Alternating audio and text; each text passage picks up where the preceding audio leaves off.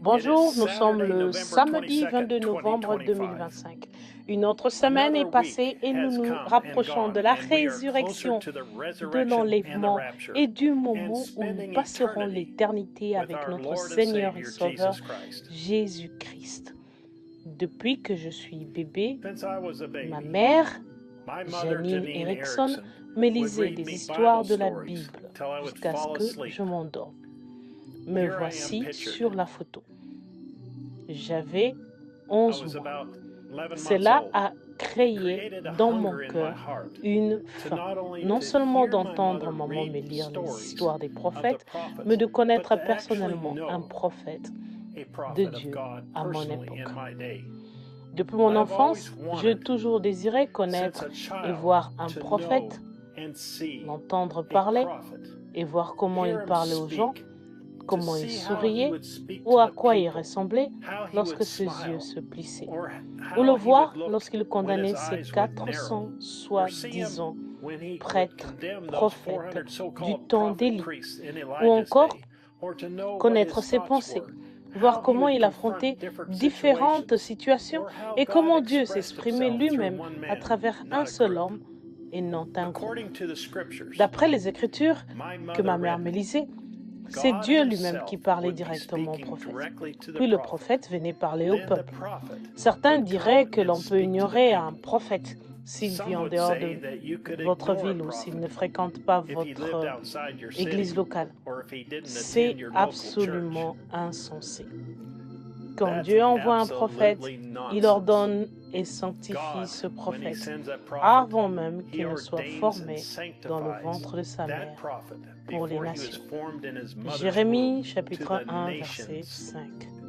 De plus, nous ne confondons pas un prophète ordonné par Dieu, vindiqué par la colonne de feu, avec les 9 dons qui doivent être jugés par 2 ou 3 témoins avant d'être communiqués à l'Église.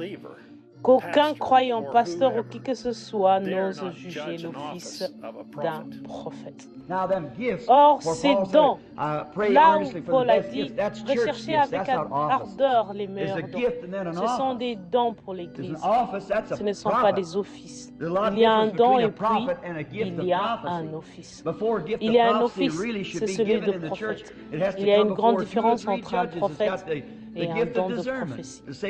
Avant qu'un don de prophétie ne soit vraiment donné dans l'Église, il doit d'abord passer devant 2 ou 3 juges qui ont le don de discernement pour dire si cela peut même être prononcé.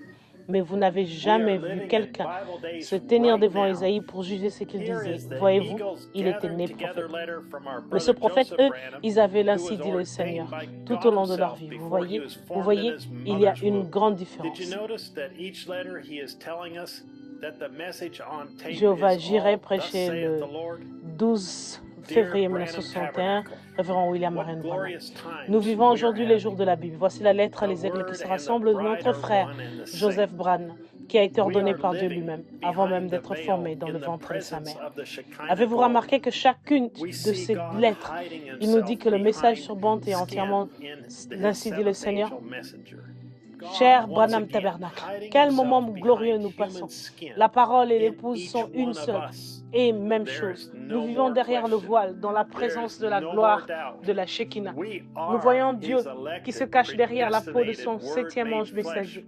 Dieu, encore une fois, qui se cache derrière de la peau humaine. En chacun de nous. Il n'y a plus de questions, il n'y a plus de doute. Nous sommes son épouse parole parfaite, la parole faite chair, prédestinée et élue. Alors que nous nous unissons et partout dans le monde entier, dans le monde, nous écoutons sa voix parler et nous révéler entièrement sa parole. La révélation complète que Jésus-Christ est le même hier, aujourd'hui et éternellement. La manifestation de la parole. Elohim, Dieu dans la chair qui parle à son épouse.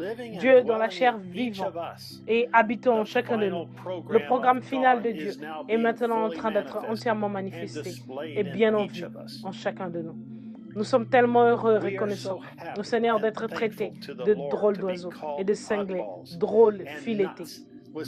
Nous savons à qui nous avons été filetés et qui nous sommes. l'épouse de Dieu, filetée pour s'ajuster aux bandes. Et cela nous attire à lui.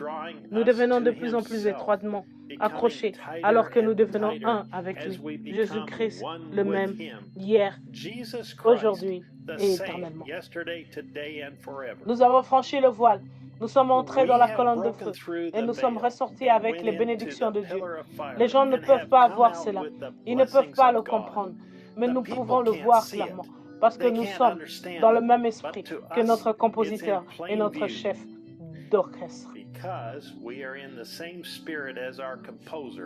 C'est la voix de Dieu sur les bandes qui dirige son épouse. Nous nous nourrissons du pain de proposition, la manne qui n'est donnée qu'à un peuple mis à part. C'est la seule chose que nous puissions manger. C'est la seule chose qu'il nous est permis de manger. Et c'est seulement pour les gens qui en ont reçu la permission. Ceux qui sont prédestinés et qui reconnaissent ce que c'est. J'aime vraiment beaucoup l'entendre nous dire qui nous sommes. Le même qui est descendu le jour de la Pentecôte et le même Saint-Esprit qui est manifesté aujourd'hui de gloire en gloire en gloire. Et il est revenu à sa sémence originelle avec le baptême du Saint-Esprit, avec les mêmes signes, les mêmes prodiges, le même baptême, le même genre de personnes agissant de la même façon, avec la même puissance, la même sensation. Cela va de gloire en gloire. Nous sommes revenus à la sémence originelle avec le baptême du Saint-Esprit, les mêmes signes, les mêmes prodiges, le même baptême, le même genre de personnes agissant de la même façon, avec la même puissance, la même sensation. Nous sommes son épouse de la parole, sur bande, parfaitement et entièrement restaurée. Nous triomphons, nous restons fermes. Nous gardons notre position. Nous existons grâce à sa parole pure qui a été emmagasinée pour son épouse. Elle nous perfectionne jour après jour. Notre foi a atteint les nouveaux sommets, sachant qui nous sommes. Et c'est indéniable, non négociable. Et par-dessus tout, c'est inconditionnel. Désirez-vous être plus heureux que vous ne l'avez jamais été? Désirez-vous être convaincu à 1000% ce que vous écoutez, c'est ainsi dit le Seigneur? Désirez-vous être amené à la perfection par la parole de Dieu?